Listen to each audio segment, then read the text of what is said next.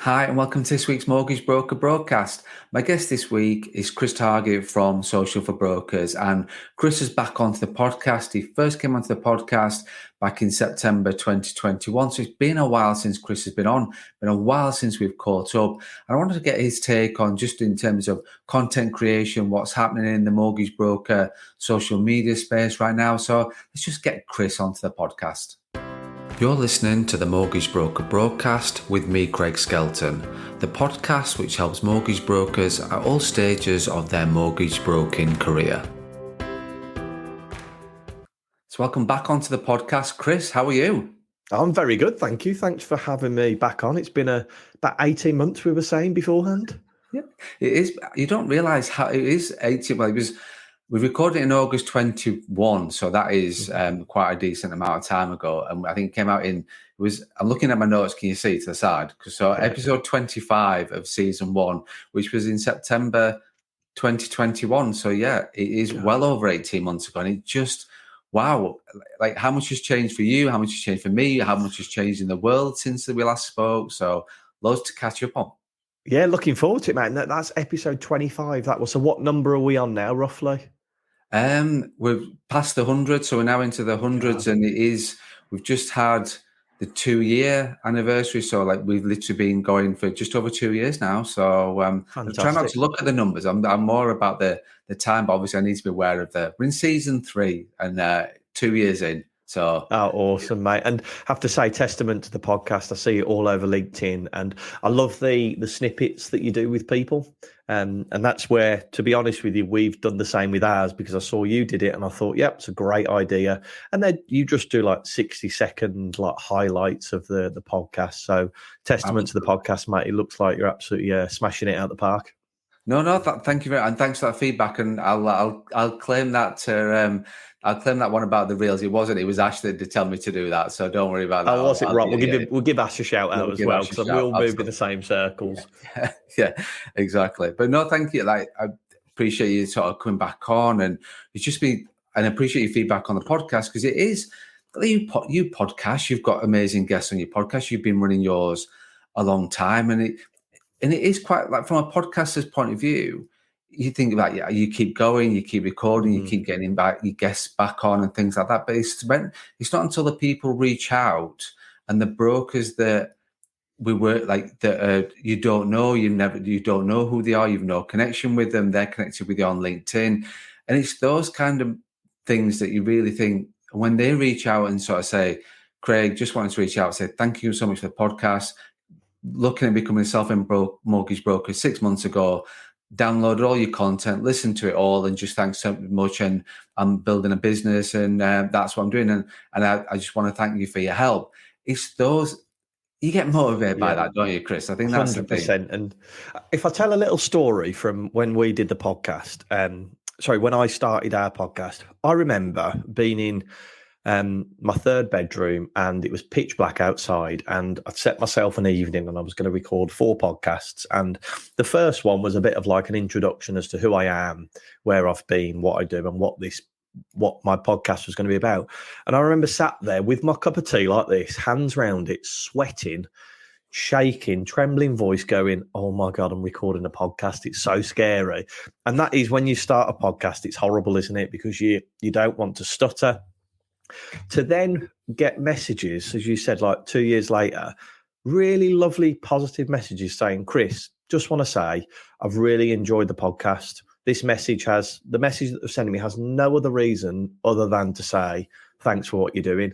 Kind of makes it all worth it when you think back to that first night when I'm sat there, almost like trembling, going, oh my God, this is so scary, to where it is now. It's lovely. And obviously you have the same thing. And I'd like to talk a bit about how people could use a podcast, especially mortgage advisors, or like a video channel in this episode, of how it could help them really generate business. It'd be interesting to talk about that concept as we go along. No, totally.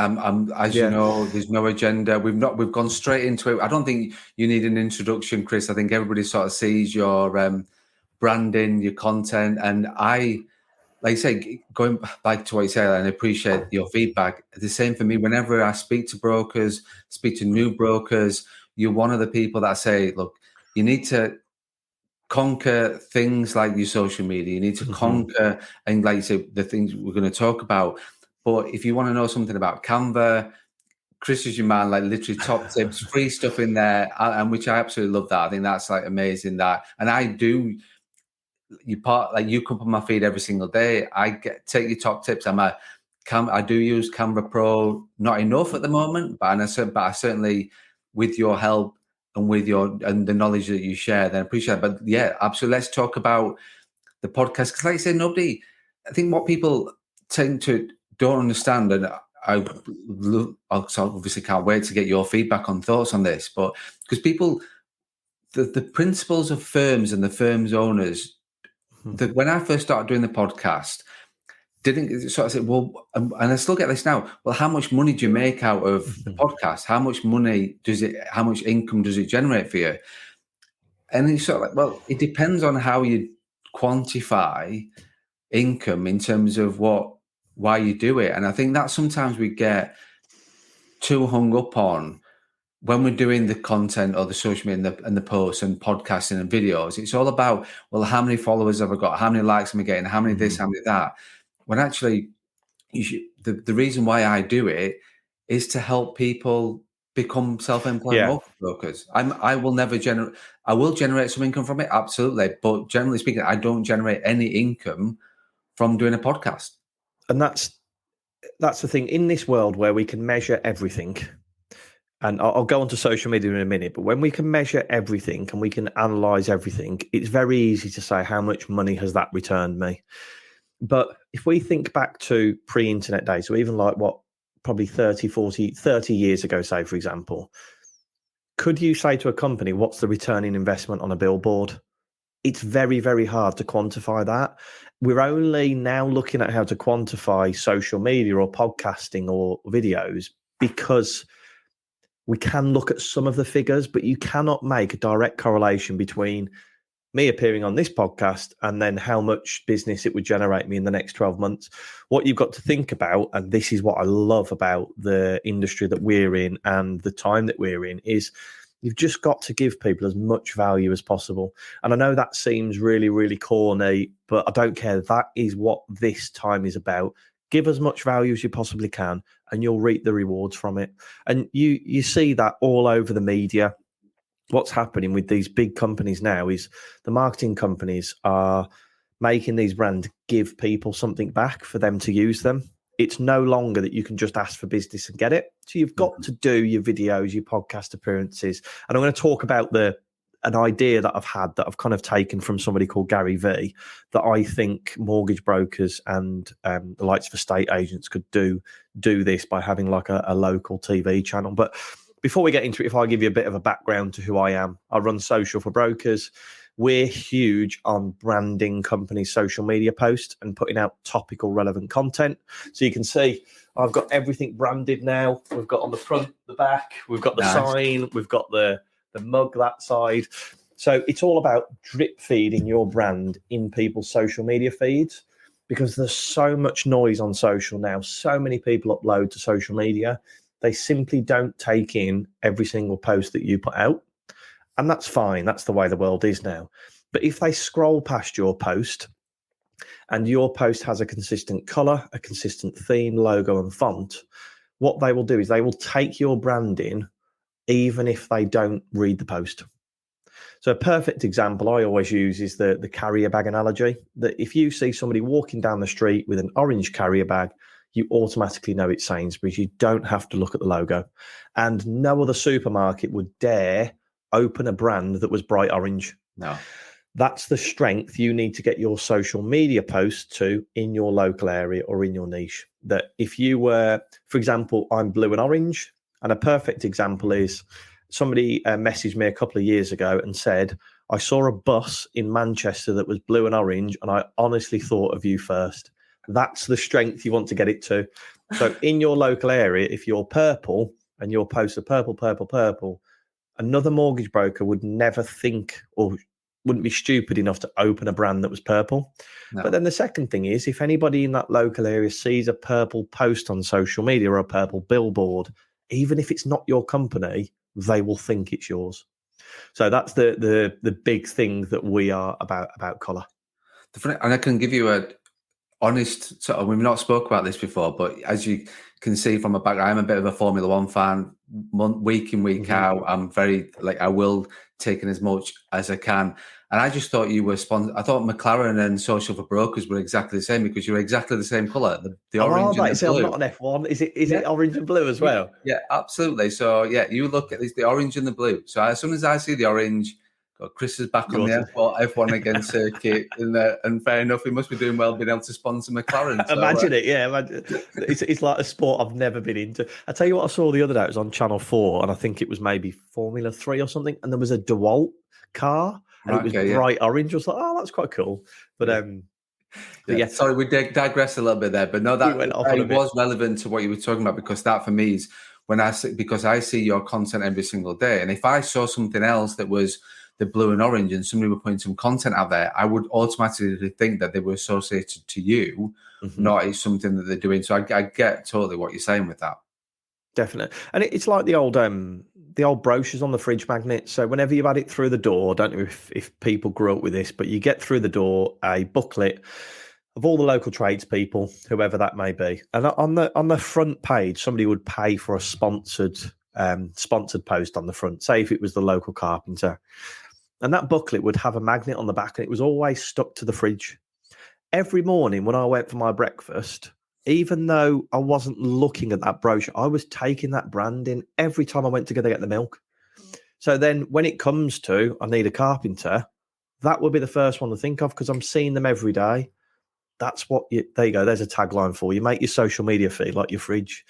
Just have your social media posts front and center. And it's all about being consistent. And if anybody follows any of my stuff, I always say upload at least 3 times a week. Make it topical, make it relevant, but also upload personal content as well. And that's the thing, is you can. It's about you've got clarity from yourself with that, because brokers do ask me about, in terms of I'm posting once a week and I'm not getting any traction, and you've just got to get that consistency out there. What's your take on every day, Chris? What's your thoughts on that? So it's interesting, actually. We did a bit of an experiment back in September, I think it was. And what we did is we posted 3 times a day for a month. So 90 posts went out, and that isn't including stories or anything. So I think we were doing 3 posts a day and then probably about 5 stories a day. So if you think 8 pieces of content a day, It took a lot. Wow, Our engagement, shot through, because there's more stuff out there. So yes, it will increase, but you're not going to have the time to do that. It's very similar when people say to me, should I have a different strategy for Facebook, to Instagram, to LinkedIn, to TikTok? Yes, you should, but you can't. It's as simple as that. It's so hard running your business, let alone thinking of different posts for each channel. So why not use your post that you put on Facebook, put it out there on Instagram and LinkedIn and TikTok if you can do. Don't overthink it at the beginning. Be consistent and just be relentless with it. Get your content out there, because only about 30% of your audience will see a post. So a lot of people will come to me as well and say, well, I posted about that last week. Yeah, but only 30% of your audience saw it. So let's do it again, and just reaffirm that fact. I promise you, if you did the same 3 posts every week of the month, you will not have one person message you and say, you've already done that post. People aren't bothered. I know that sounds really bad. The person who watches your content the most and will see your content the most is you. We're all guilty of it. We all watch our own stories. We all criticize our posts, but people aren't that massively bothered about what you've got to say. So that's why you've got to really catch their attention for them to read that post. Totally agree. And I learned that because I 5 days a week I'm posting it. I was doing it 7 days a week. I'm quite relaxed a little bit at the weekends just to sort of see how that differs. I noticed a difference in terms of my reach and things like that from if I were posting every single day, 7 days a week. I do notice that. But I was started thinking, you sat there at the start of the month thinking I need to create 28, 31 pieces of content. But then as soon as you start realizing, like you say, started to the evergreen stuff and putting that back out 3 months later, thinking, oh, that was a really good post. It got quite a bit of traction. I'll put that back out there so I'm not stressing about creating 28 or 31 total new piece of content every single month, because like you say, if he's only going to 30%, then and nobody's going to say to you, Chris, you posted about that last week. They're just not, like you say. And funny you should say that, because somebody else said that the other day, exactly the same thing. People aren't that bothered. You can't sort of read that too much into it, because the only ones that are really critical of your posts, like you say, are you. And that's fact. And that's it. And we're our worst critic, aren't we? But when it comes to social media, please don't try and overthink things. That, say, for example, we sell a content calendar and people can give us a message and it's £120 and it gives you an idea for a post every single day of the week. So you can go in there, have a look at it and go, right, today I can do that post, or today is National Pet Day, or whatever it might be. Okay. It gives you all the ideas, but I'm going to run off 5 ideas here that you could post about this week. So today you could do a good news story. And remember, that doesn't have to be a good news story about this week. It could have been somebody 3 years ago that you helped somebody secure their first ever home. Okay. The day after that, you then can do a customer review. You can take that from Google.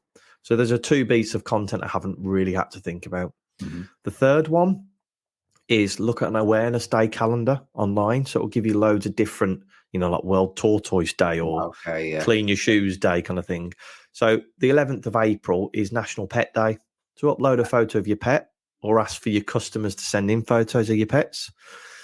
Day 4, we haven't spoken about business yet. We've done 3 posts that don't really have to have any major input from you.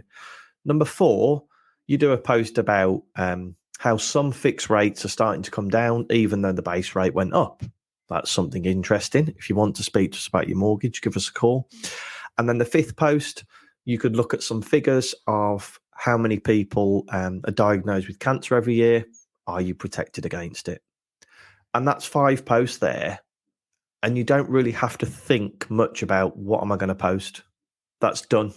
Yeah. So use those 5 posts, go and create them. The best thing you can have in your office for social media content is a pad of paper and a pencil. And all you need to do is whenever you're on a call with a client, if they ask you a question, how much can I borrow, Craig? Write that down. That's a social media post. What's the difference between critical illness cover and life insurance?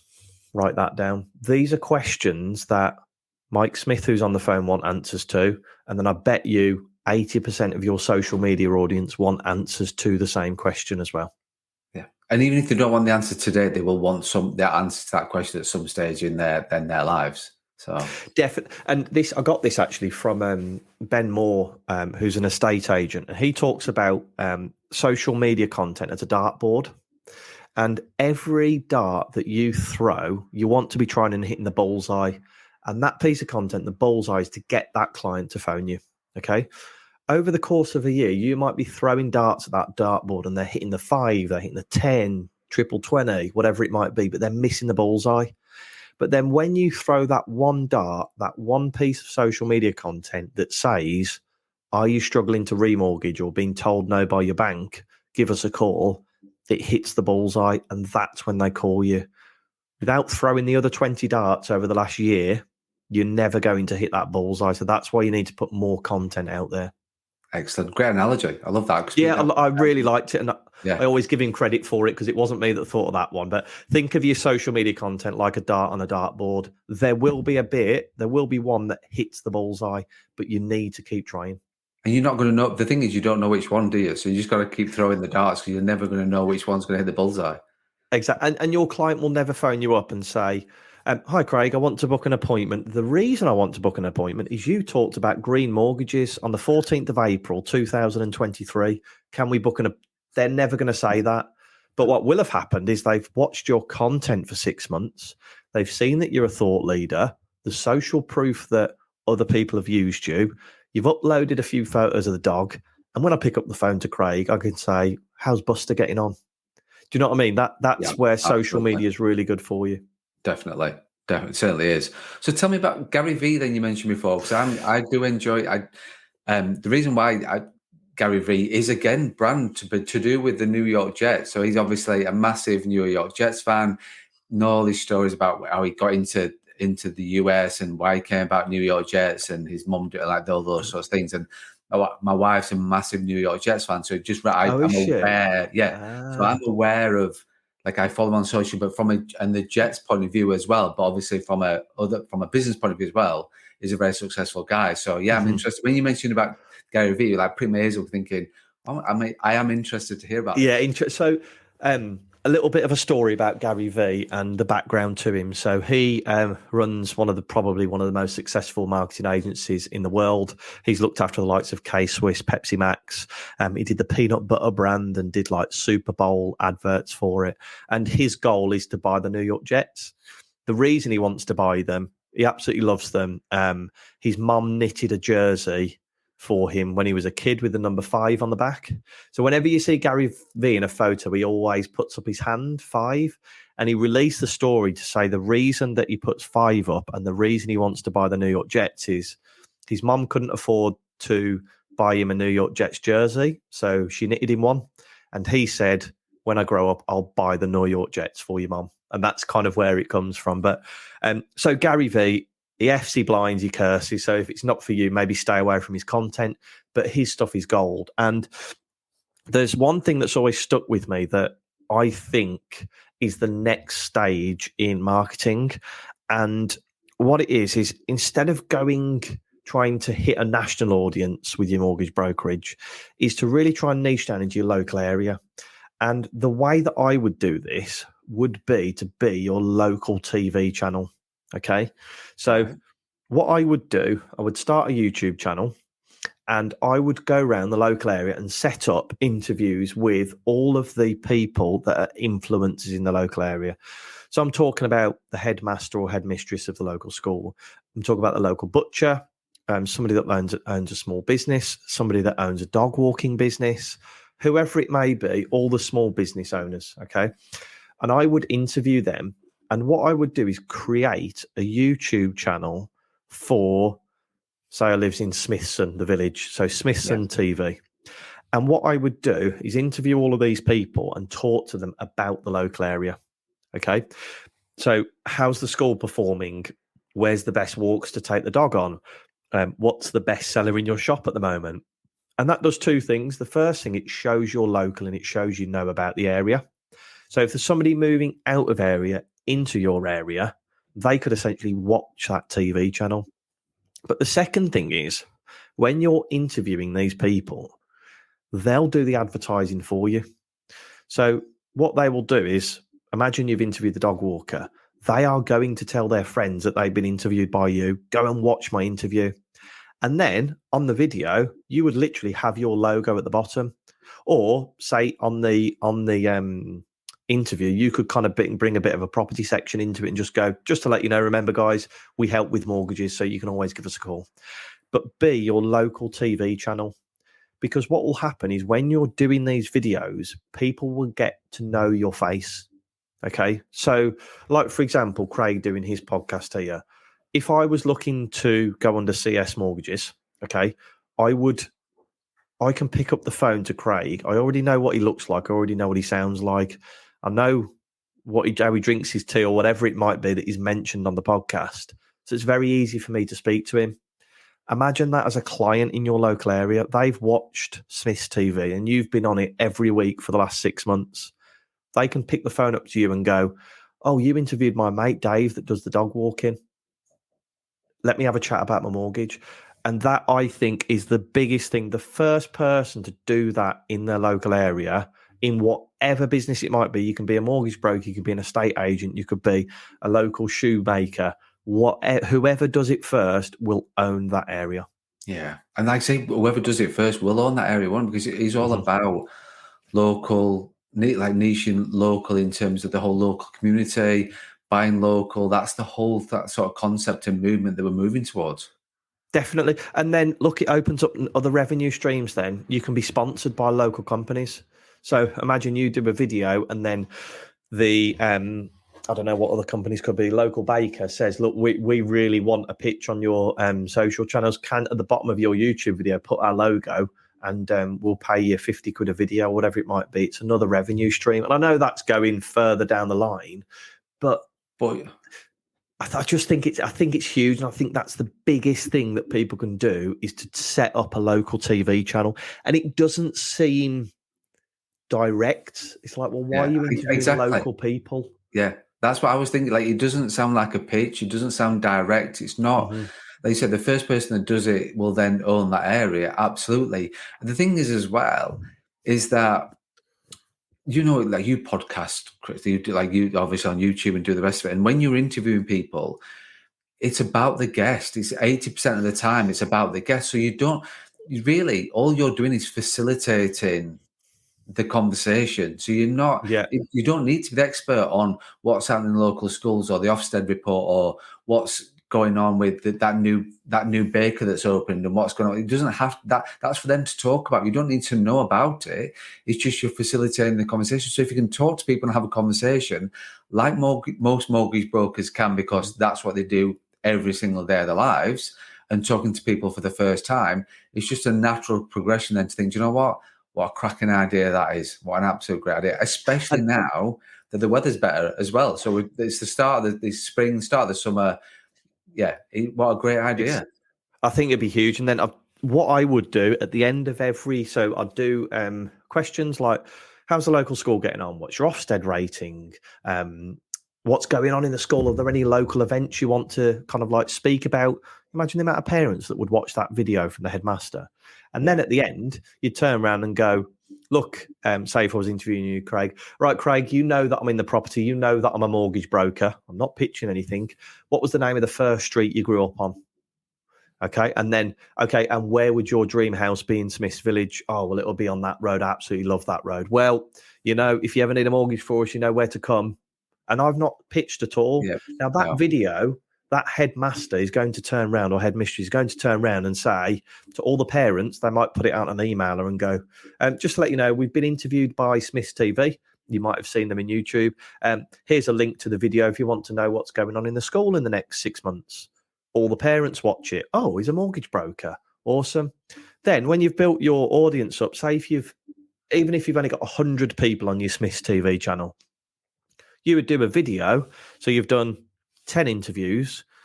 Then you upload a video to YouTube.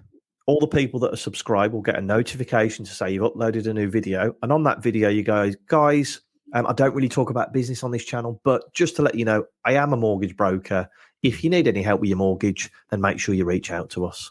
And that's it. And then 20 videos down the line, you do the same again. But slowly but surely, what will happen is those people that you've interviewed will do the talking for you. And then guess what? When you've finished interviewing that headmistress and you've asked about the school and you're having a little chin wag at the end, what do you think she's going to say?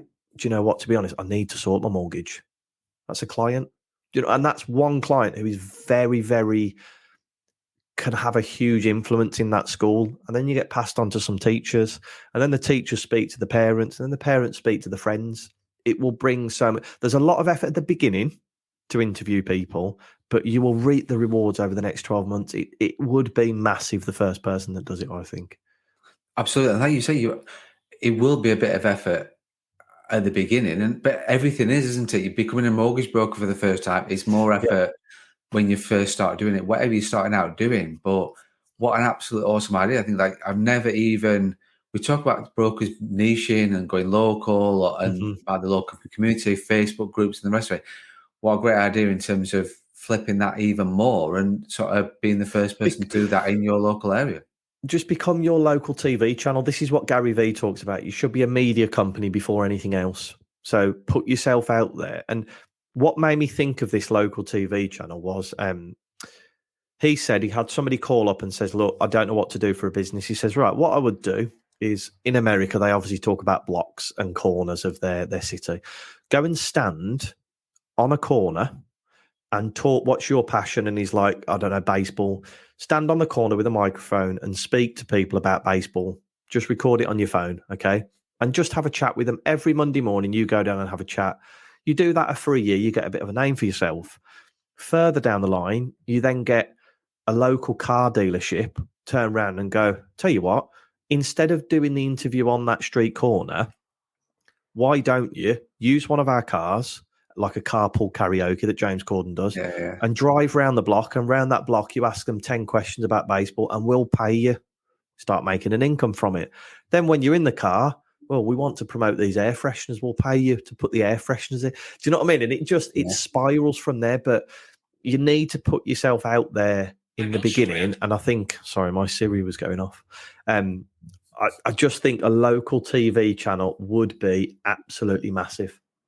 No, and the thing is as well, if you're already posting local on Facebook and on the community groups and things like that, it's just that next step up. But what a great way! They might have already seen your face in a few posts and things like that from you already from the Facebook group. So it's not as though it's totally fresh, but it's just a different take on a different approach. And it's more and more people are going back to the high street because they want to support local. So then, right, you've interviewed the local butcher. Get them a QR code made up on a nice little like a little stand that's like an A5, and say to them that QR code links to that YouTube channel. And all you do is give them the butcher and say, put this on the side. And if anybody wants to watch your video, get them to scan it. Imagine that butcher. They'd be like, guys, I know, there you go. That's your product. You've paid. Thank you. Scan this. You can watch us on YouTube. Yeah. The amount of people that would be like, do you know what? I've been down here for 30 years and I want to support your butcher. So what I'm going to do is I'm going to watch that video, but they're actually watching you and you're gaining another audience member.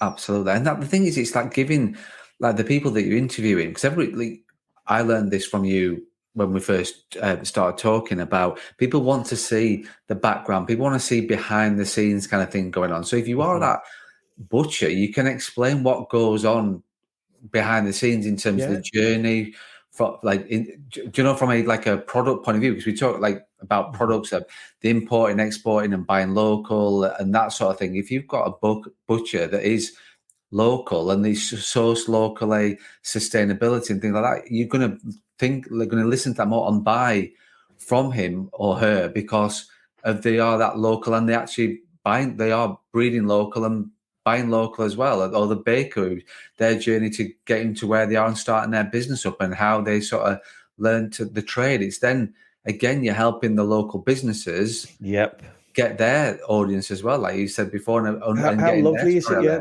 They might have had clients for 30 years going into that butcher's and never really know what goes on behind the scenes. But by watching a half an hour episode that you've done with them, that customer can get to know that butcher even more, so it helps their sales. But then it also, as that butcher's in the butcher and they get chatting to somebody and they say, oh, my kids are trying to get a house and they can't at the minute, they're having an absolute nightmare, they've been told by the bank no a couple of times. These are conversations that happen in local shops. The butcher goes, oh, well, Craig that I was interviewed the other day on Smith's TV, he's actually a mortgage broker, you should get in touch with him. And again, they're doing the selling for you. So by interviewing these people, it's not just the video content that you're getting from them. It's building that relationship and strengthening yourself in that local area. I think the thing is, well, Chris, with like you said before, it's about from a business point of view, it's not a sales pitch. It's not about ramming it down the throat in terms of I'm the mortgage broker and this is what I'm doing. It is very much about that local community, supporting the local community and building that brand up in that you are the local person for that. And then they'll see you down the street and they will say hello to you because they've seen you on your video and you're the host of the video. So when you are walking down the high street in Smithsville or wherever you live, they will say hello to you. And then that's even building your brand even more, because then they'll, oh, my mate's talk. I gave your number out the other day to my mate down the pub. He needed his mortgage sorted out. Oh yeah, he gave me a call. He said thanks very much, and it's just then you're that local go-to guy. You're that local go-to person, and then look, you can get a local solicitor on board, and you can take like a cut from or a commission from those guys. It's just all about building it up from that conversation. I was going to say something then, and I have forgotten where I was going to go with it. But yeah, being that local celebrity. What were we talking about? We were talking about butchers. We were talking about, I'm sure it'll come back to me. I have those, and to be fair, it was funny because you said that, because there was something else I was going to do, and I thought, oh, I'll talk about that, and then I've completely forgotten. Now I normally write it down at the side, but I was so engrossed in the conversation that I've completely forgot what we. Yeah. I didn't forgot. It was about that, but I think, basically, you've got to be you've got to. I know what my point was. You've got to think about this. What we talked about before is, it's not about how much. Well, me investing an hour of my time every single week to do that, or every single month, or whatever the time it is, what's my return? How much am I going to get back for that? It's hard to quantify that, but if you truly want to build that local brand and business, it's not about what you're going to get from it today, because your first video might not get many watches or views. You might not get any leads from it. You might not get anybody referring to it, but when that, like you said there, about building that, because when people are moving to that area or looking to move to that area, and they go onto Google and the YouTube channel comes up, and lo and behold, you're that local mortgage broker in that area. I'm moving from this town that's 100 miles away to that town, and then you're hosting that, talking to all the local people, and you're a mortgage broker. Well, do you know what? You're the person I'm going to be speaking to, because I'm thinking about moving there, and you're going to be the person doing my mortgage, because I want to move there. I want to know somebody who knows what the right streets are to live on, and what that house is going to be like, or what that village is going to be like, and living on that side of the street compared to that. So you're going to be that person that comes to it. And I'm going to talk about that. Actually, we could use these videos to gain introducers for estate agents, but I've just remembered what I wanted to speak about. And it was you talking about saying it doesn't always have to be about sales. Now, if we think, what is the most annoying TV adverts? And it's the DFS sale ones, okay? Because they're ramming sofas down your throats.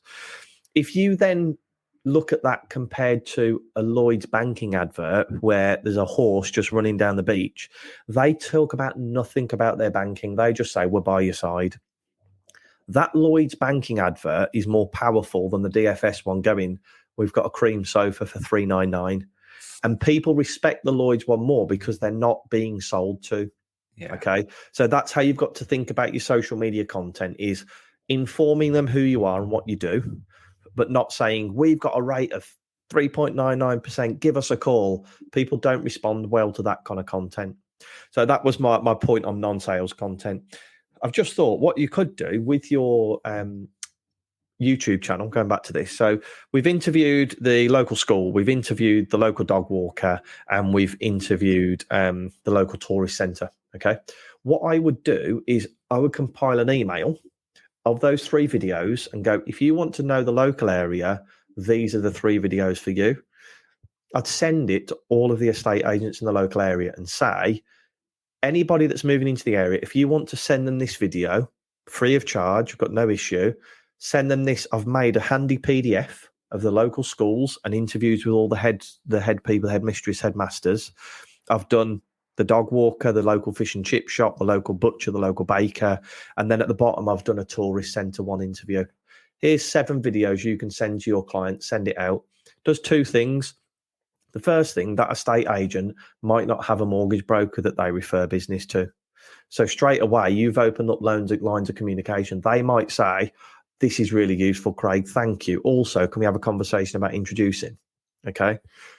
If the second thing, if they do have a mortgage broker that they refer their business to, what are the chances that mortgage broker would have done anything like that for that estate agent? Yeah, exactly. All they would have been like is, yeah, the leads you sending me, guys, are crap. Well, Jones Mortgages then turns around and go, do you know what? We're sick of you, because everything we send you, you say is issues, whereas Craig has created us a PDF for our clients, maybe even put our logo on it for us. There's none of your logos on there. It's just Smith's TV. Actually, we're going to give Craig go. Imagine how many of those you would get. And then send them to the local tourist board, send them to the local travel agent. Do you know what I mean? Just get them out there. But local accountants, local solicitors. I think if you did that, you would gain, I would say over the course of a year, you'd get 1 introducer a month, I think. Absolutely. You would. And like you said, what I was thinking there, and you answered my question before I asked it, was about is having that the Smithville or whatever logo on there rather than your own. It's obviously going to have the estate agent logo on, but it's got that on to then direct people to that channel, and then you control that channel. You're in control of it. It's your channel. So and what I do is make the colours and the branding exactly the same as your mortgage. So then they can't. Again, we were talking about colours. Like the blue and orange bus we were talking about earlier, it did have my logo on it, but somebody thought it was my bus and the McLaren. So that's what I would do. Imagine sending it out to an estate agent. Imagine an estate agent sitting there going, bloody hell, I don't have to tell all the buyers in the local area what the best schools are. Yeah. I can send them interviews from all the headmasters. Yeah. Do you know what I mean? That is so powerful. I might do it myself now. I might become a mortgage advisor. No, absolutely cracking. I think, and it's a totally, like you said, it's a totally different approach, and nobody will have thought of that way approach because it's, yes, we've all done it. Contact introducers. Have you got a mortgage broker you're referring to? Yes, we are. We're happy already. Well, here's my details just in case anything changes. On to the next one. On to the next one. You've got to flip it all on its head with something like that to look at getting introduced on board and doing something different that's going to add value for them. That's exactly what I was going to say. That's adding value to the estate agent. You're not asking for any business whatsoever. Here's a handy PDF that shows you all the local schools, all the local businesses, and there's some YouTube links in there as well to the interview. What will happen is that the staff, the estate agency staff, will probably watch those videos because when I was an estate agent, I'd have been like, whoa, look at this. Watch the videos and gone, guys, have you seen this? Like, this guy's interviewing local people. Actually, couldn't we be interviewed by them? And then Craig then goes and does an interview with them and then goes, do you know what, guys? We've had an hour chat. I really get on with you, Craig. I'm fed up with our mortgage advisor. They just give us rubbish. They just don't do anything for us. Can we set up an agreement? Absolutely. That's a new introducer. Yeah. And it's just that you're not being direct or sold to or pitching or doing the same as what everybody other brokers doing, trying to win the introducer business. It's just a totally different approach. And it works. I'll give you an example of my podcast. I have had one particular guest I have had on 2 or 3 times, and we never looked after their socials at the beginning. I said, can you come on the podcast and talk about your business? I never pitched about our business, told them what we did. And then after 3 times, they came to a point where they were changing social media companies. And all they did, sent me a message and say, Chris, can we have a chat about socials now? Now, that was me. It was a year of us doing podcast episodes. I never pitched once because I don't get people on my podcast to pitch to them. I never want that. I want to have a chat with them and build a relationship. So then if they ever want their social media, they think of us. And that's exactly what happened. You can do exactly the same if you were to set up a local TV channel on YouTube. I think that's, like you say, it's exactly, you could do exactly the same. Nobody wants to be pitched to or sold to. It's about building that. It's about rapport building. It's about that trust, and then knowing that, because from an estate agent working with a mortgage broker, it's a big deal, especially in the current market where everybody's fighting over instructions. They want to win the business for getting the property on the market. And if you're just, like if they've got that somebody that they know and trust who's going to offer that same levels of service as they do, they're going to refer to, then it's a winner. Whereas if they've got at the moment, some of the estate agents I see are reluctant to refer clients to their mortgage broker because their service is substandard to what theirs is as an estate agent, and that's the last thing that you need. Whereas, it's just a different way altogether. And the estate agent can see that if you're the kind of person that's going out there interviewing people in the local area, they know you've got something about you. And I appreciate it would be very hard in the initial instance because you've got to run your business. You've got to do videos and things like that in between. But all I would do is say, right, on a Tuesday, I'm booking out from 8 till 8. I'm having a full day of going out and interviewing everyone. All you need is your phone. You don't need any fancy equipment, tripod, put it lengthways and record a conversation with people. Or do it like this, jump on a Zoom call and record it with them. Yeah. I know you guys use StreamYard, but you jump on a Zoom call, record it, and people will be very nervous. I appreciate that because your local butcher that's been going 30 years has probably only done a handful of video calls, so they will be nervous. But it's just a chat at the end of the day. That's all you need to say to people. And if you're going out you can sort of, they're in their space, so maybe sat in the back of the office or back in the back of the retail store. It's then, or in the school, and the headmaster in their office, they're going to feel more comfortable and relaxed than they are being outside or being in a different environment they're not used to. So it will be easy that way. So if you have got somebody that is nervous and that, well, just put them in the comfort zone. And then if they're in the comfort zone, this is taking them out of the comfort zone, absolutely. But if you're in a comfortable environment, then they're more likely to build rapport, get them to open up, and it will get them talking. And you've got to think, and this will be my final thing on this, if you do those videos 8 to 8 and you get them talking and they're in the comfort space, I reckon out of, say if you managed 5 interviews, I would probably say 4 of them would say to you, I need to speak to you about my mortgage, because it's so easy for them to just turn around and go, or they will pass details on of somebody. So that day won't be wasted. How else can you sit down with somebody for an hour and a half and chat to them, or an hour day to day? People wouldn't give you that time, but you're helping promote their business. So they will turn around and say, to be honest with you, Craig, can I just book in a quick chat with you guys about my mortgage? Yeah, that's fine. And you've got that time back from doing those videos. You've probably got 4 out of the 5 leads, I would say. Yeah, absolutely. And like I said, you as I always say, you're building a long-term business, aren't you? It's not like you're not looking at building a mortgage broker business that you're going to run away in 6 months' time or a year's time. It's building a long-term mortgage broker business in your local area. So, yeah. Chris, we had no agenda. We sort of said, let's just have 45 minutes. I know, and we've done 45 minutes of just. But it was great, and this is what I love about the podcast, is just having that no agenda and just chatting. Nuggets like golden nuggets like this come out and thinking, wow, like, wow. And if I was the brokers that were listening to this, and the ones they're thinking, I can do that. I could look to do that. I'm doing some content already. It's a totally different approach to what I've done before. What a great idea. So yeah, that's cracking. And you can use that content of the YouTube video, you can chop it up and use it for, when I say chop it up, you can trim little like 30-second clips like Craig does. And you can use those on your social channels. You just upload a post saying, we spoke to Jane at the local shop that do X, Y, and Z. And this is what she had to say about the growth of the company over the last 12 months. Jane's going to share that to her social media audience, because we all love hearing the sound of our own voice. And then all Jane's friends are going to be like, Jane, this is amazing. Your business is on social. We're going to share it.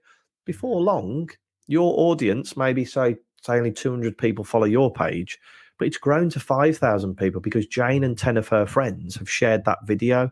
Mm-hmm. Again, they don't care about Craig, the mortgage broker that's interviewing, but they care about Jane, and that's why they will go and share Jane's content. Yeah, definitely.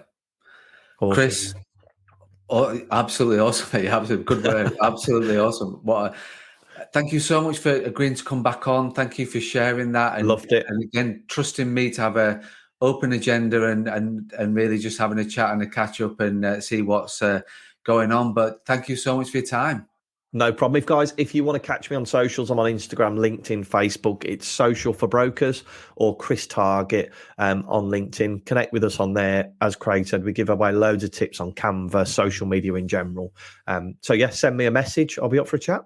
We'll make sure you get tagged in and everything like that as well, Chris. Awesome. So making sure that everybody knows how to reach out to you. So, mate, thank you so much for your time. Thanks for agreeing to come back on and sharing that. Appreciate it. Thanks for having me, Craig. Thank you. Thank you for listening to the Mortgage Broker Broadcast, the podcast which helps mortgage brokers at all stages of their mortgage broking career. If you have any questions about this podcast or any topics you want us to discuss, or if you're interested in working with me further, then please get in touch.